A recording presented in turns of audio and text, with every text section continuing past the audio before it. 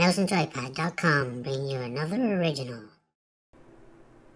Hello, my name is Trevor Anderson. I'm with Mouse and Joypad, and today I'm pleased to introduce you to an interview I had with Lorne Lanning, one of the founding members of Oddworld Inhabitants, creators of the game Abe's Odyssey, Abe's Exodus, and Stranger's Wrath.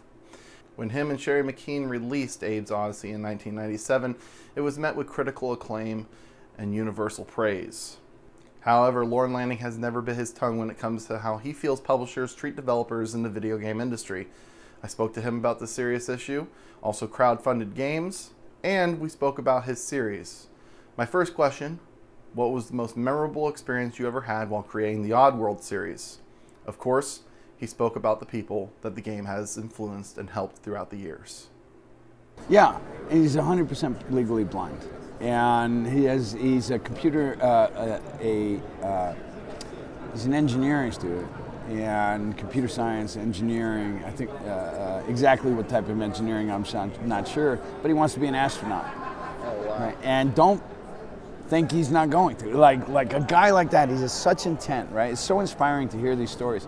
So we've found some of these stories like him, where through fan mail, where he's just going, thank you for doing the audio the way you did, because it's more like a movie. I can get a picture in my mind. Thank you for having infinite lives, because I was able to fail infinite times, but through every one of those, I could form a better picture of what is actually happening here. Thanks for all the attention to audio detail, Foley, things like that. And you're like, I never imagined that that would be possible, and yet you have a fan that comes through and inspires you. When we got an early fan mail, it was like 9 pages of handwritten letter. It's from a guy who's 72 years old out of England, and he goes, "You're not going to believe this, but I had to write to you because your game changed and saved my life." And then he continues to write. And when we received this at the company, and it was read to the company, everyone was crying, because he starts to talk about it. He goes, I was a World War II soldier. I went through this, I went through that. I was a retired truck driver. I drove heavy equipment. I did all these things, My wife had a prolonged illness, and I guess it was hard. And then until she eventually died. So it was like 10 years of really difficult. He said, I forgot how to laugh. I forgot how to see joy. I forgot how to be positive. I was becoming a grumpy, mean, depressed, and to the point where he wanted to kill himself. And so he had his old service revolver, and he found, I just can't do it. So he started getting really aggravated on himself for not being able to pull the trigger. He's going, why is it? Why don't I have the nerve to do this? And he said, maybe it's because I still have these few extra 100 pounds in the bank. I'm gonna go blow them on the most stupid, frivolous thing I would never buy as a responsible adult. So he goes to the store, he's looking, what am I getting? Video games, he picks out a PlayStation. And he's looking across the titles and he sees Abe, and he feels like the face of Abe. He feels like this kind of pathetic guy, doesn't fit in. So he buys Abe. He's 72 years old. The last cash, he's just going to go play a game, have a laugh, and then do it. Get it over with. But what happened, he said, is I started playing the game, and I started laughing. And I hadn't laughed in years. My grandchildren don't come over. I'm just a lonely old man now. And I had isolated myself, and I had had enough. I started laughing again. And as I started to laugh and I was playing, I got into it, and I couldn't stop, and I started identifying with Abe, and I started identifying that I was like Abe, and I had nothing really going for me, but if I just kept going, I could do it. And you built it in so that no matter what, I could be shitty at gaming, but if I tried long enough, I would eventually succeed. And he talks about how this got him past, what am I doing thinking of killing myself? What am I doing not calling my grandkids? So he started having Abe tea parties for his grandkids. They were like, what happened to Grandpa? He's totally changed. He renewed his relationship with his daughter, his family. The BBC did a special on him after this. We were like, this is an amazing story. We gave it to the PR company. And they were like, this is an amazing story. BBC does a show on him, or a special on him. And all of these things, you find out the games changed someone's life. The games saved someone's life. We've heard that similar story, not with a 72-year-old, a couple of times, how people were lonely, how they were defeated, how they in our experience, they found laughter, and they found that persistence would eventually get them to win. Lanning went on to describe his idea of game theory as he went through the development of Abe's Odyssey. I love Miyamoto and I love the Nintendo games, but it really irritated me that I would have 3 tries or I'd have to start over. Oh, you didn't do it that well, so basically you're going to repeat the grade. You know, the whole class again, the whole semester, the whole level. It was like, this is terrible design. That's how I used to think, and I mean that. I didn't want that. I was like, if you're designing a coin-op experience where you need my next coin, or you need my next free-to-play trigger, okay, give me limited lives and penalize me greatly and make me come back next week and spend more quarters. But this is in my living room. And if I want to keep on trying just because I'm not great, don't ruin the experience for me because I'm just not good enough to play your game. Give me a chance. If I'm shitty at your playing your game, let me be shitty. And it'll take me 10 times longer to let me do it. That was always my philosophy. So while we built hard games, and at times we were criticized and praised and criticized for it, and you know, they were harder at times than I wanted them to be, but you know, it's tough building games. But while they were hard, we gave you infinite lives. We never said, oh, you suck so bad, we're gonna go undo your achievements so you can go back there and really penalize you. I was like, that's how the real world works. I'm sick of that shit in life. You know, oh, you didn't pay this on time, we're gonna fine you. Oh, you didn't do this, we're gonna, you know, and like there's all kinds of penalties everywhere, right? Credit card companies are gouging each other, their clients, their customers. I just look at the things of life and I reflect that back in games and I go, what type of experience do we really want to have? Even though we were making action-adventure games, I wanted people to have to use their mind. I wanted you to not just solve your problems through being superiorly violent and you know, a superior fighter.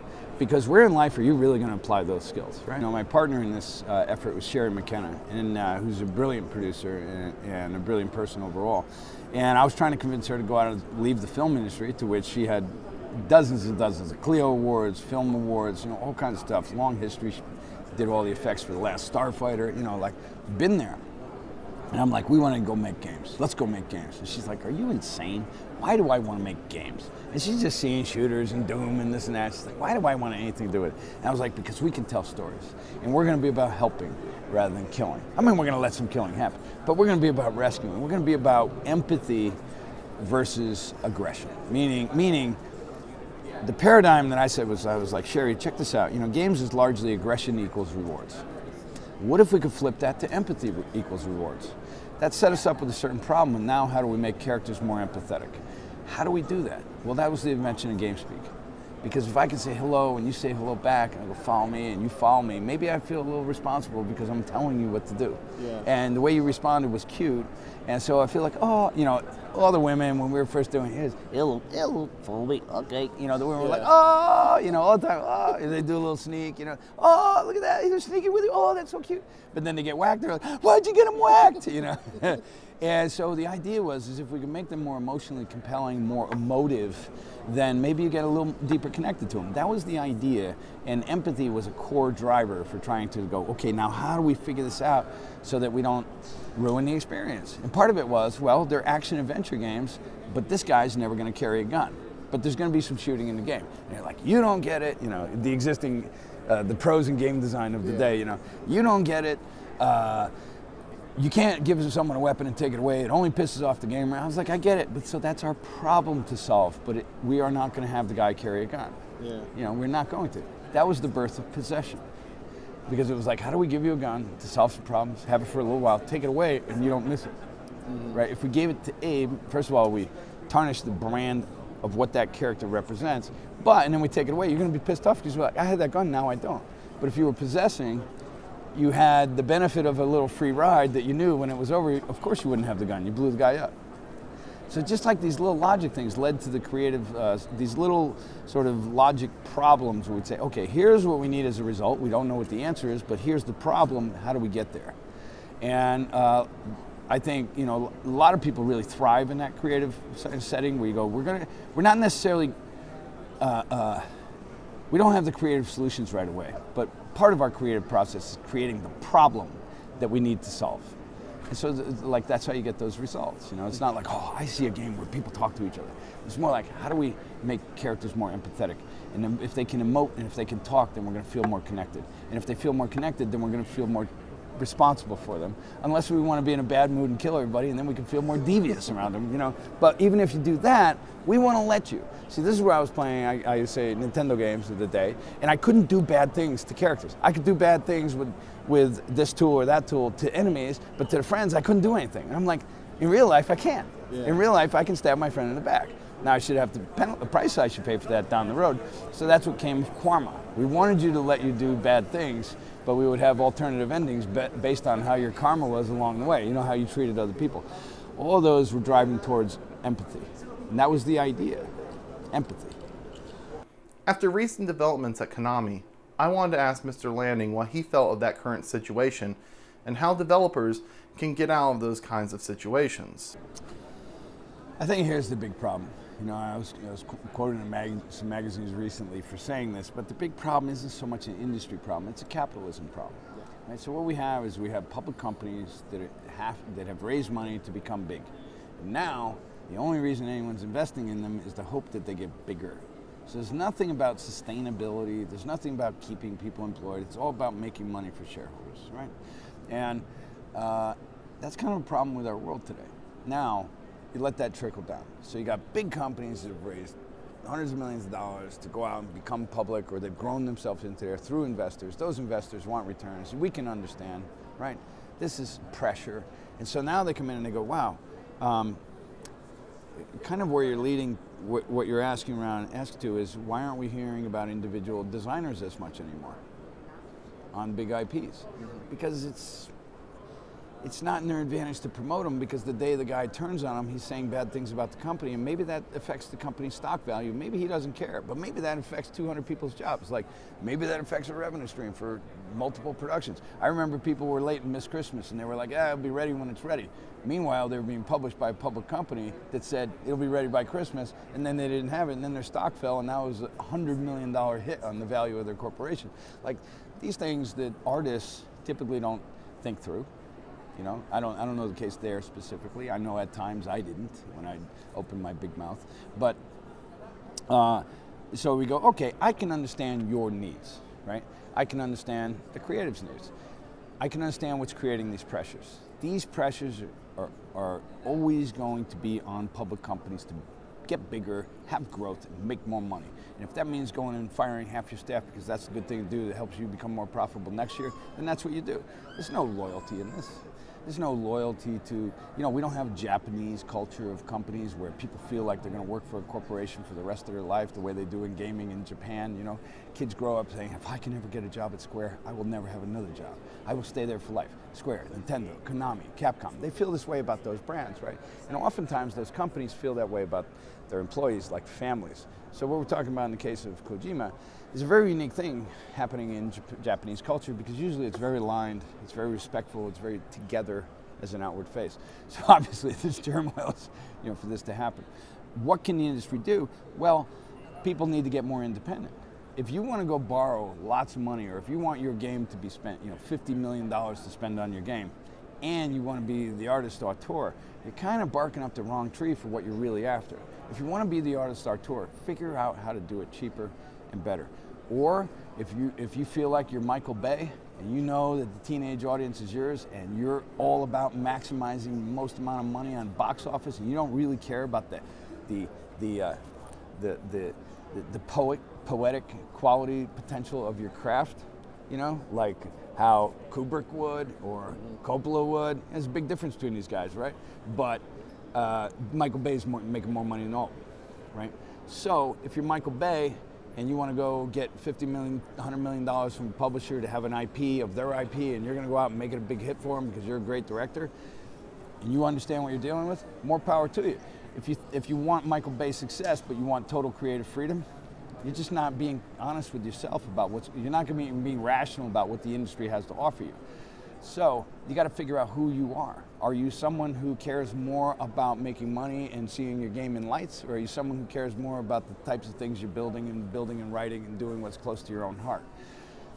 Today, now, you know, 10 years ago, I didn't see any outlet to be Kubrick in the game business, right? And now I more associate with Kubrick than I do with Michael Bay, just as an artist, as a creator.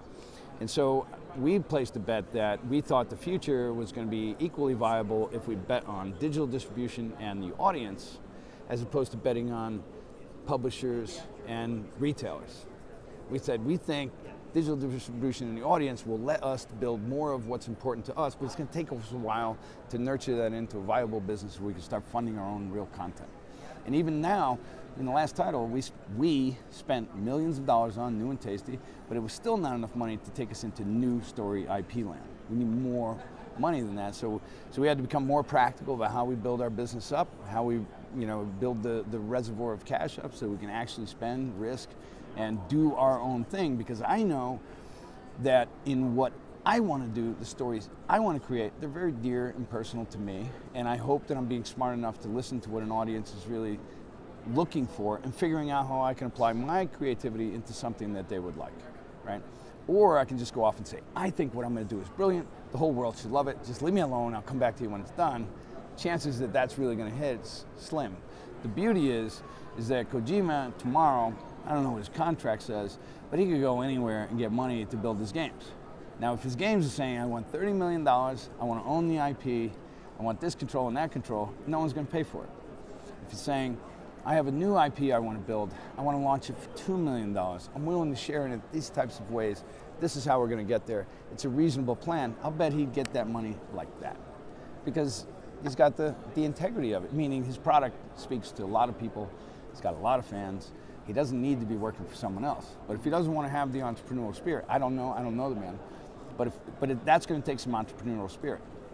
If you just want to say, no, just leave me alone and let what I do, then you at least need to be entrepreneurial enough to surround yourself with people that are going to do the things you don't want to do so that you guys can be autonomous. But if you want to go just be an employee at a big place directing the motion picture at Disney, at Paramount, at Universal, you're going to have to play by their rules.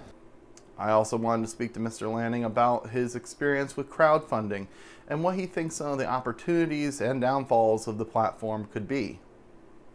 Kickstarter is absolutely a viable alternative, but doing a Kickstarter, you have a similar problem to putting your product on the shelf. How are you drawing people to it? Why are they interested? You're going to have to have some nugget of something special.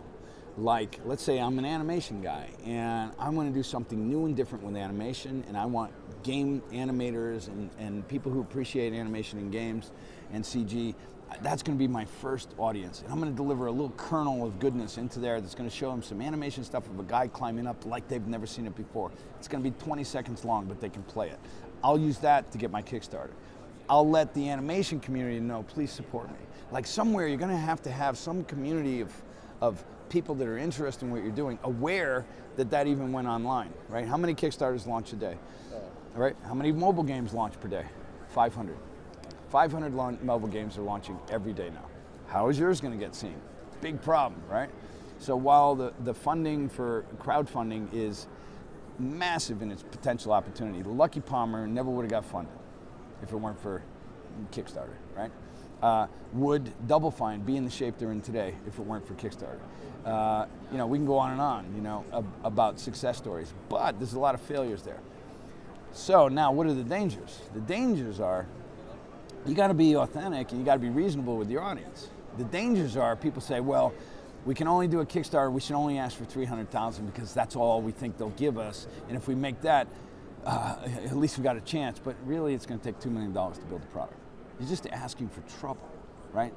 I think in the case of Goddess,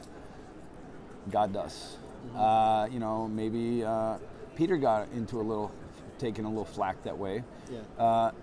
And he admitted, and then I really appreciate that he admitted, you have a team, you have a responsibility, you're trying to bring in cash, you're trying to feed them, and you're trying to figure out, like, this is an opportunity to make money, not to make money, but to build more product and maybe keep us employed. Mm-hmm. Now you're looking at a team going, I don't want to have to tell them they're unemployed. Mm-hmm. You start bending the truth a little to try and sell. And, that's called Wall Street. That's called Madison Avenue. Everyone's bending the truth to sell, right? It's Silicon Valley. And we know the financial markets are all hijinks and fixed and rigged markets now. Labor is rigged, right? Everything's rigged. So what do people care about? Well, authenticity.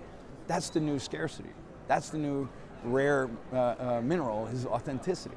And so I think people are resonating with it more, and if they sense that there's something that you're doing that's non-authentic, I think they backlash at you like never before, because they all have a voice now. Like you would read before in magazines and on the news and on TV, and beyond that you could complain with each other, or you could send a letter to the editor, but you had no voice. You couldn't make a comment on the end of the article or on YouTube or on the TVs. You couldn't make a comment on the bottom of CNN and give your opinion. Actually, on the web today, you still can't give your opinion on CNN, but you got plenty of other blogs that you can do that with, and you actually have a voice. So the audience has a voice today. And what that means is if the audience gets upset with you, they backlash faster than ever, right? Yeah. And so authenticity has value. We discussed the crowdfunding possibilities for Oddworld, and the truth is I think the audience has an expectation for quality that's up here. I can't go asking for here and say I'm going to deliver here and just hope that we ask for this low price, but that it goes high enough that we can actually make it. So I'm not doing it yet, because I don't see that it would raise the amount, or that we have the number of followers to hit it yet. Now that may be changing. There may be different things we do to do it, but the price that we would ask for is not the price that people are asking for. And the reason we're not going to ask for that is because it's not reasonable to deliver for that. It's not being authentic with the audience. We'd be saying we could bake this for X amount, hundreds of thousands of dollars, and we would be lying. You can get in trouble that way. That's what I think is a big danger. And we finished the interview with me asking about what the future of the series holds. It's going to be on Wii U and PS Vita, and we got Munch's Odyssey coming on mobile, and that's coming out shortly. Well, the future, you know, we're touching on it in that we've been doing as clever as we can to basically do what publishers have done for years, and we've been really slow to do, which is figure out how to exploit your property across multiple SKUs so you can make more money, earn more money, and invest more back in the games. What we hope is that we're able to self-finance to the point where we can really start launching that new IP from Oddworld, finish the quintology. That's, you know, I've got a story I really want to tell. The changing times are shaping right in our direction. Abe was really the original 99%er in games, right? And that was before we had the coin of it. I think the time's right. I want to play with all kinds of issues that are going on today. Civil unrest, police brutality. I want to go there. I want to put that in games. I want to turn it into dark comedy. And that's my intent, but the truth is it needs the audience support. Everything we release has to stay at a high quality, or we're going to lose the following that we have. And the truth is the following that we have is allowing us to invest more and more and more to the point where we could at least make new and tasty. I think, you know, right now we're planning out Abe's Exodus, and with success in both, I think we're well staged to start delivering that new IP, but we're going to require that success. I want to thank Mr. Lanning for sitting down with us at Mouse and Joypad. In the small amount of time I had with him, it seems like he's a very passionate game developer, and I can't wait to get back into Oddworld for a new adventure. I'm Trevor Anderson. Thank you for watching this interview. It's freaking great.